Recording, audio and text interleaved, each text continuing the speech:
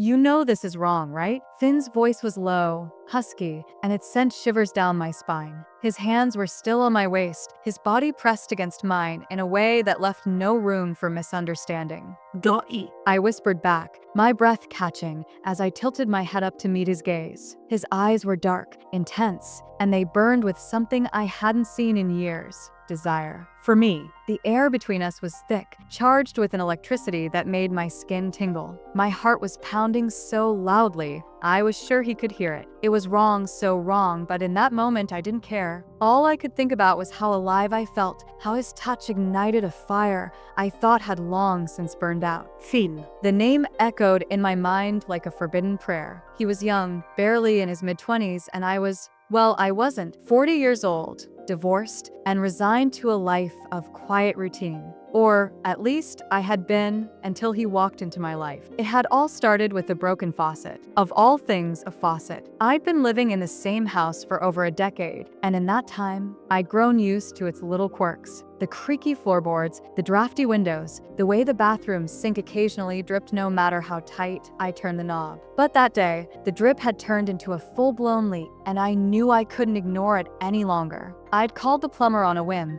expecting some burly middle-aged man with a toolbox and a gruff demeanor. What I got was Finn. He arrived promptly at 9, his truck pulling into my driveway with a low rumble. I'd been peeking out the window, curious, and when he stepped out, I felt my breath catch. He was tall, lean, with sun-kissed skin and a mop of messy brown hair that looked like he'd just rolled out of bed. His jeans clung to his legs in a way that made my mouth go dry, and the way he moved, fluid, confident, was impossible to ignore. I'm too old for this, I told myself firmly as I opened the door. Way too old, but my body didn't seem to get the memo. "Mrs. Anderson?" he asked, his voice warm and friendly. "Eleanor," I corrected automatically, and he flashed me a grin that made my stomach flip. "Finn," he said, holding out a hand. I shook it, trying to ignore the way his palm felt against mine. His grip was firm, but not overly so, and there was a roughness to his skin that suggested he did more than just plumbing. I found myself wondering what those hands would feel like elsewhere, and the thought made me flush. "Right this way," I said, leading him to the bathroom. My voice sounded oddly shaky, and I cleared my throat, hoping he hadn't noticed. The repair itself was quick, too quick. Finn had the faucet fixed in under an hour, and as I watched him work, I couldn't help but admire the way his muscles flexed beneath his shirt. He was so young, so full of life, and I felt ancient by comparison. When he was done, he turned to me with that same easy smile. "All set," he said. "Shouldn't give you any more trouble." "Thank you," I said, my voice softer than I intended. I realized then that I didn't want him to leave. The house felt too quiet, too empty, and the thought of being alone again was almost unbearable. "You're welcome," he said, his gaze lingering on me for a moment longer than necessary. There was something in his eyes, a flicker of interest maybe, but it was gone before I could be sure. He left then, and I spent the rest of the day trying to convince myself that it was for the best, that I was imagining things, that a man like Finn, young, handsome, vibrant, would never look twice at someone like me. But then he came back. The second visit was for a different issue, a clogged drain this time, but the tension between us was palpable from the moment he stepped through the door. I could feel his eyes on me as I led him to the bathroom, and when he brushed past me, I caught a whiff of his cologne, something clean and masculine that made my head spin. He worked quietly, his focus on the task at hand, but I could feel the air between us growing heavier with each passing minute. I didn't know what I was doing, what I was hoping for, but I couldn't stop myself. I leaned against the doorway, watching him, and when he glanced up, our eyes locked. For a moment, neither of us moved. Then slowly, he straightened, his gaze never leaving mine. I felt a rush of heat flood my body, and I knew then that this wasn't just in my head. He wanted me to. "Finn," I whispered, the word barely audible. He crossed the space between us in 2 strides, his hands coming to rest on my waist. I could feel the warmth of his skin through the fabric of my shirt, and it sent a jolt of electricity through me. "You know this is wrong, right?" he murmured, his voice thick with desire. "Don't eat," I asked, my voice trembling. And then he kissed me. It was a kiss that shattered every boundary, every rule I'd ever set for myself. His lips were soft yet insistent, and the way he deepened the kiss made my knees weak. I clung to him, my hands fisting in his shirt as he pushed me against the wall, his body pressing into mine. The rest of the world faded away, leaving only the two of us. My mind was a whirlwind of sensations, the taste of him, the smell of him, the way his hands felt as they slid down my back. It was overwhelming, intoxicating, and I never wanted it to end. When he finally pulled away, we were both breathless. His eyes searched mine, and I could see the conflict in them, the same conflict I was feeling. "We shouldn't," he started, but I cut him off, pressing my fingers to his lips. "Don't," I said. "Please, just don't." He hesitated, then nodded, his resolve crumbling. His hands slid lower, grabbing my hips, and he leaned in to kiss me again, deeper this time, more desperate. "Where's your bedroom?" he growled against my lips. I didn't answer, couldn't answer. Instead, I took his hand and led him down the hall, my heart pounding with a mix of excitement and fear. What were we doing? This was madness. But as he pushed me onto the bed, his body covering mine, I realized I didn't care. This was about feeling alive, about reclaiming something I thought I'd lost. And as Finn's hands began to explore every inch of me, I knew. Finn's hands were everywhere, rough yet tender, mapping my body with a hunger that left me breathless. I could feel the heat of him pressing into me, the weight of his body pinning me to the bed as his lips trailed down my neck, leaving a trail of fire in their wake. My hands fumbled with the hem of his shirt, desperate to feel his skin against mine, and he didn't hesitate, pulling it off in one swift motion. The sight of him, lean, muscular, and perfectly sculpted, made my heart skip a beat. His chest rose and fell with rapid breaths, his dark eyes locking onto mine with an intensity that made my stomach flip. "You're beautiful," he murmured, his voice low and gravelly, as his hands slid up my sides, pushing my shirt up with them. The cool air hit my skin, and I shivered, not from the cold, but from the way he looked at me, like I was the only thing in the world that mattered. His fingers traced the curve of my waist, then slid higher, brushing against the lace of my bra. I bit my lip, my body arching instinctively toward him, craving more. He didn't make me wait. With one quick motion, he unhooked my bra, letting it fall away, and his eyes darkened with desire as he took me in. His hands cupped my breasts, his thumbs circling my nipples until they hardened under his touch. I gasped, my fingers tangling in his hair as he lowered his mouth to one peak, his tongue swirling around it before sucking gently. The sensation was electric, sending shockwaves of pleasure through my body. "Finn," I moaned, my voice barely above a whisper, as my hips pressed against his, seeking friction. He groaned, the sound vibrating against my skin, and his hands moved lower, unbuttoning my jeans with practiced ease. He tugged them down, taking my panties with them, and I kicked them off, my heart racing as he sat back on his heels to look at me. His gaze was predatory, but there was something else there too, something softer, almost reverent. "You're fucking incredible," he said, his voice thick with desire, as he ran his hands up my thighs, pushing them apart. I could feel the heat pooling between my legs, my body aching for him, and when his fingers brushed against me, I let out a shaky breath. "Please," I whispered, my voice trembling, and he didn't need any more encouragement. His fingers dipped inside me, curling just right, and I cried out, my back arching off the bed. He worked me slowly at first, his thumbs circling my clit as his fingers moved in and out, building the tension until I was nearly begging for relief. But Finn wasn't in a hurry. He kissed his way down my body, his lips brushing against my inner thighs, teasing me until I thought I might explode. And then his mouth was on me, his tongue replacing his fingers,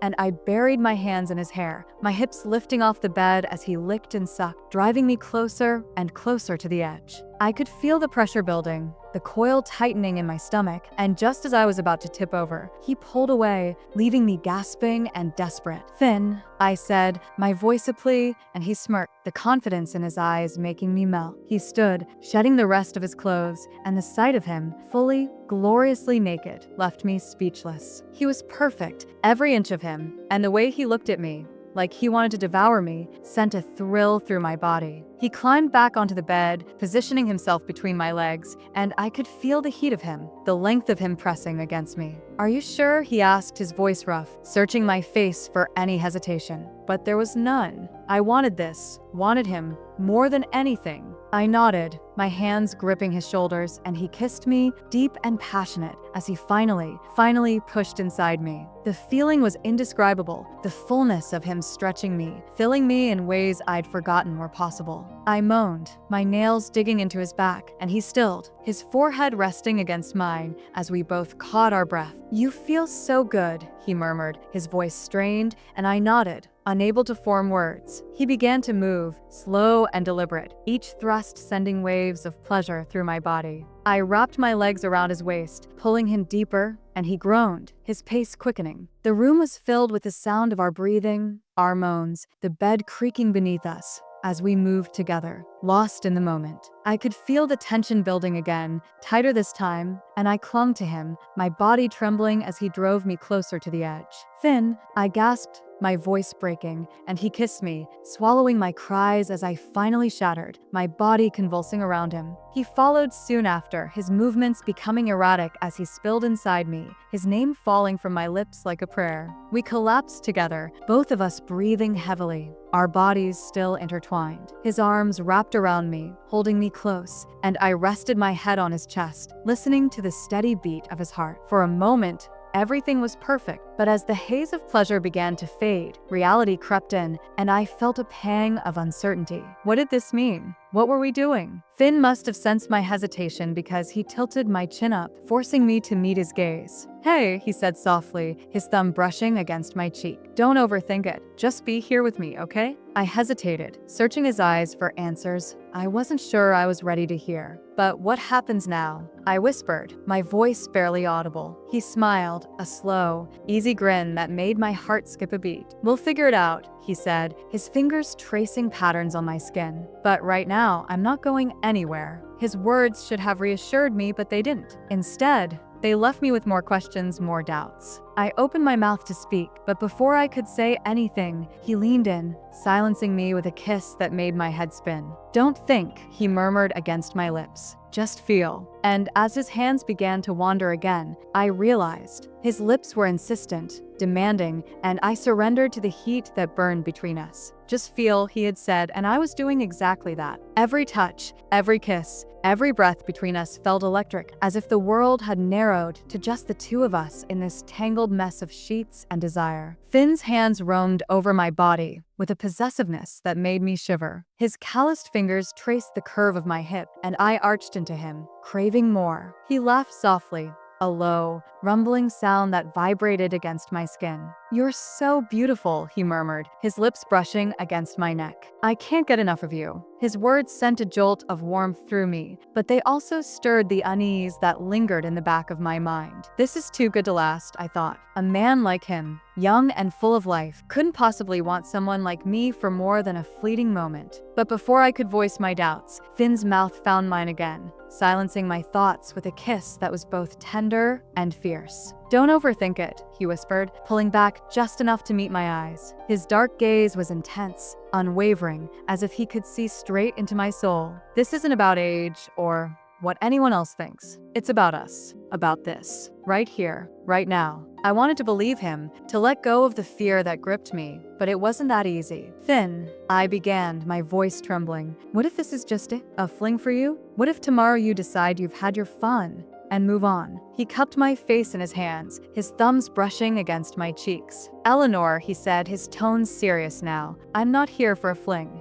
I'm here because I can't stop thinking about you, because being with you feels right. I don't have all the answers, but I know I want to see where this goes." His words broke something open inside me, a floodgate of emotions I'd kept locked away for too long. Tears pricked at the corners of my eyes, and I quickly blinked them away. "I'm scared," I admitted, my voice barely above a whisper. "I don't want to get hurt again." "You won't," he promised, his eyes searching mine. "Not by me. I'm not going anywhere." His certainty was disarming, and for the first time, I allowed myself to believe him, to believe us. I wrapped my arms around his neck, pulling him closer, and kissed him with all the passion I'd been holding back. His response was immediate, his body pressing against mine with a hunger that matched my own. As our kisses deepened, his hands began to explore me with a newfound urgency. His fingers danced over my skin, leaving trails of fire in their wake. I gasped when his mouth found my breast, his tongue teasing my nipple until it hardened under his touch. "Finn," I moaned, the sound catching in my throat as his hand slipped between my thighs. He teased me, his fingers brushing against my most sensitive spot, but not giving me the pressure I needed. I writhed beneath him, desperate for more, and he chuckled, the sound sending a thrill through me. "Patience," he murmured, his breath hot against my skin. "We've got all the time in the world." But I didn't want patience. I wanted him. Now. I reached between us, my fingers closing around the hardness of his cock, and he groaned, his hips bucking into my hand. "Fuck, Eleanor," he muttered, his voice rough with desire. "You're going to be the death of me." I smiled, a slow, wicked grin that made his eyes darken with need. "Then let's go out together," I whispered, guiding him inside me.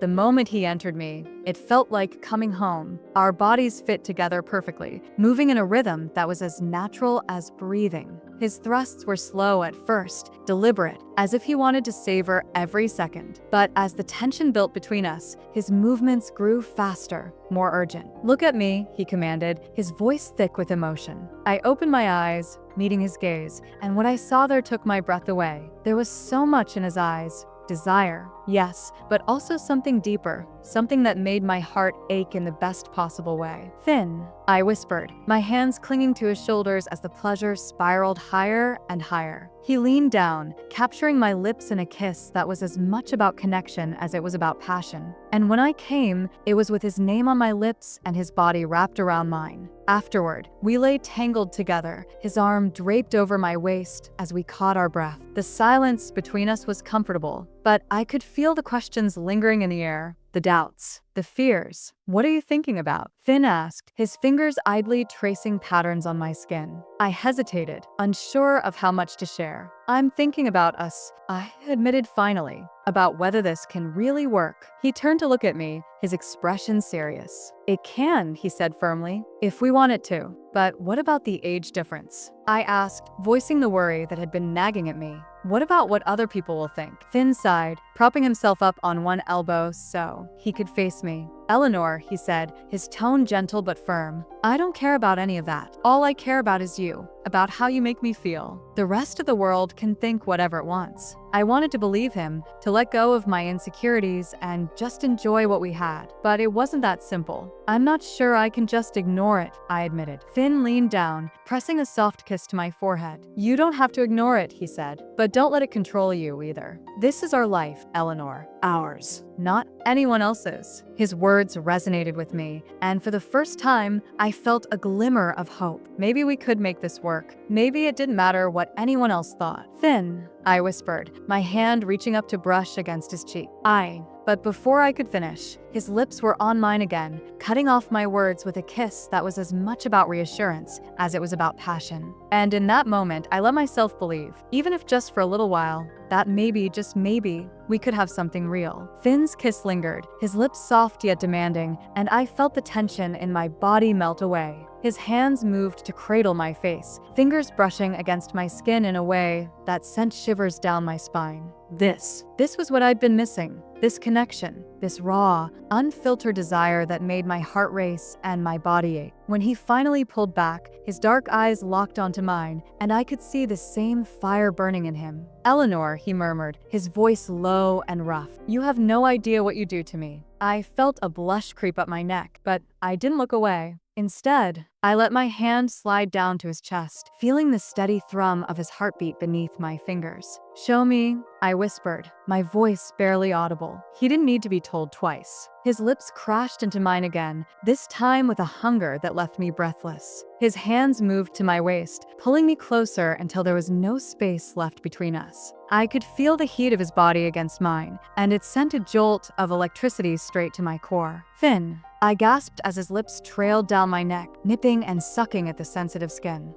Oh God. His hands slid under my shirt, calloused fingers grazing my skin as they moved upward. I arched into his touch, my body responding to his every movement. When he reached my bra, he hesitated for just a moment before unhooking it with practiced ease. "You're so beautiful," he breathed, his eyes dark with desire as he took me in. The way he looked at me, like I was the only thing that mattered, made my heart swell. I'd forgotten what it felt like to be wanted like this, to be desired so completely. And with Finn, it was more than just physical. It was deeper, more intense, like he could see straight into my soul. He lowered his head, his lips brushing against my collarbone before moving lower. When his mouth closed over my nipple, I gasped, my hands tangling in his hair as a wave of pleasure coursed through me. Finn, I moaned, my voice trembling. He didn't stop, his tongue swirling around the sensitive bud until I was writhing beneath him. His hands moved to my hips, holding me steady as he continued his assault on my senses. Every touch, every kiss, every whispered word was driving me closer to the edge, and I didn't think I could take much more. Please, I begged, my voice barely more than a whimper. I need you. He lifted his head, his eyes meeting mine as he slowly slid my pants down my legs. You're sure? He asked, his voice thick with desire. I nodded, my heart pounding in my chest. Yes, yes. He didn't waste another moment, stripping off his own clothes before settling between my legs. I could feel the heat of his body, the length of him pressing against me,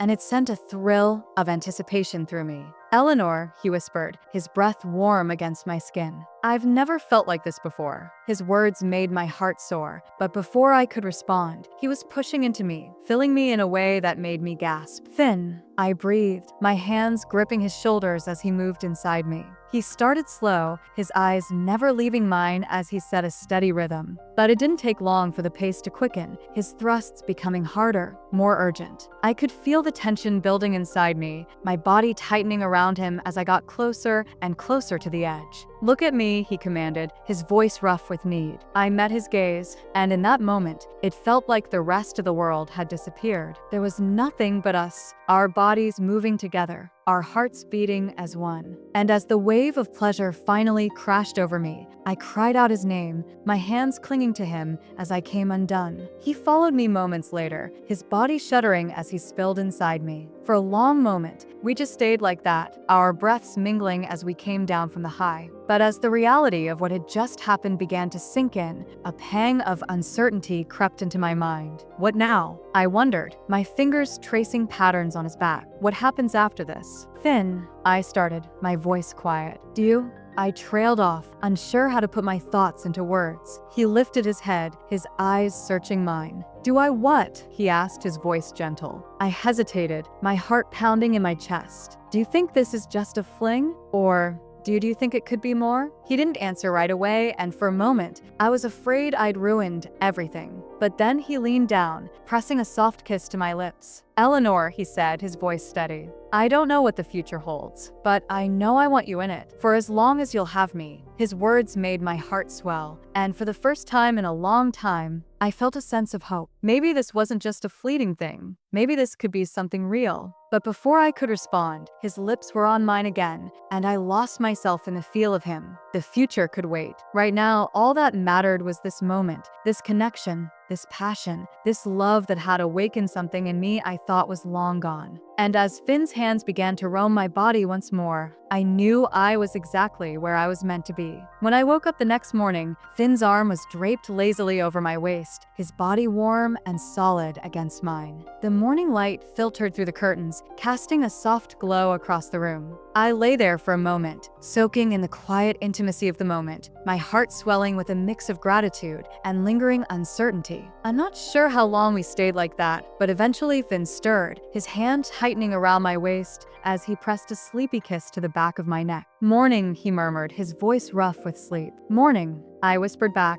my voice barely audible. I turned in his arms to face him, my heart skipping a beat at the sight of his tousled hair and the softness in his eyes. He smiled, his fingers tracing lazy patterns along my arm. Sleep okay? I nodded, though the truth was, my mind had been racing all night. The weight of our connection, the intensity of everything we'd shared. It was overwhelming in the best way, but it also left me feeling unsettled. I wasn't used to this kind of vulnerability, to letting someone in so completely. Eleanor, Finn said softly, his hand cupping my cheek. You're thinking too hard. I let out a small laugh, shaking my head. I can't help it. It's a lot. He studied me for a moment, his dark eyes searching mine. Then, without a word, he leaned in, brushing his lips against mine in a kiss that was both tender and reassuring. It was a kiss that said, "I'm here. I'm not going anywhere." When he pulled back, I felt a little more grounded, a little more sure of myself. But there were still questions lingering in the back of my mind, questions I wasn't sure I was ready to ask yet. Finn seemed to sense my hesitation. He propped himself up on one elbow, his gaze steady. "Talk to me," he said. I took a deep breath, my fingers tracing idle patterns on his chest. I don't want this to be too good to be true.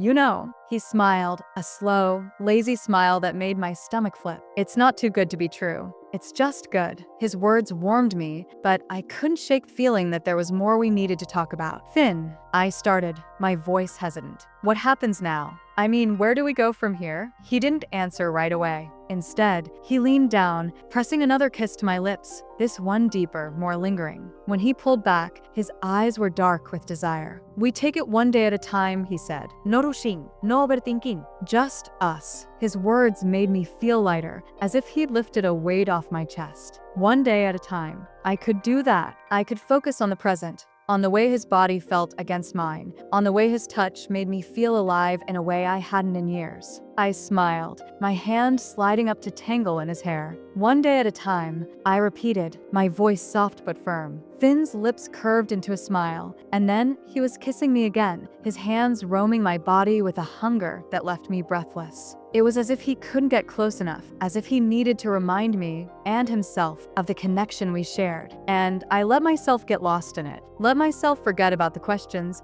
the uncertainty, the fear that this could all come crashing down. Right now, all that mattered was Finn, his lips on mine, his hands on my skin, the way he made me feel like I was the only thing that mattered in the world. When he pulled back, his eyes were dark, his breathing ragged. "Eleanor," he murmured, his voice thick with desire. "I want you." The words sent a shiver down my spine, and I felt my body respond instantly, a flush of heat spreading through me. I didn't trust myself to speak, so I just nodded, my eyes locked on his. Finn didn't need any more encouragement. He kissed me again, his hands moving to the hem of my shirt, tugging it up and over my head. My breath hitched as his fingers traced the curve of my waist, his touch sending sparks across my skin. "You're so beautiful," he whispered, his voice reverent. The words made my heart ache in the best way. I wasn't used to being looked at like this, like I was something precious, something worth cherishing. But Finn looked at me as if I were the only thing in the world that mattered, and it made me feel seen in a way I hadn't in years. I reached for his shirt, my fingers trembling slightly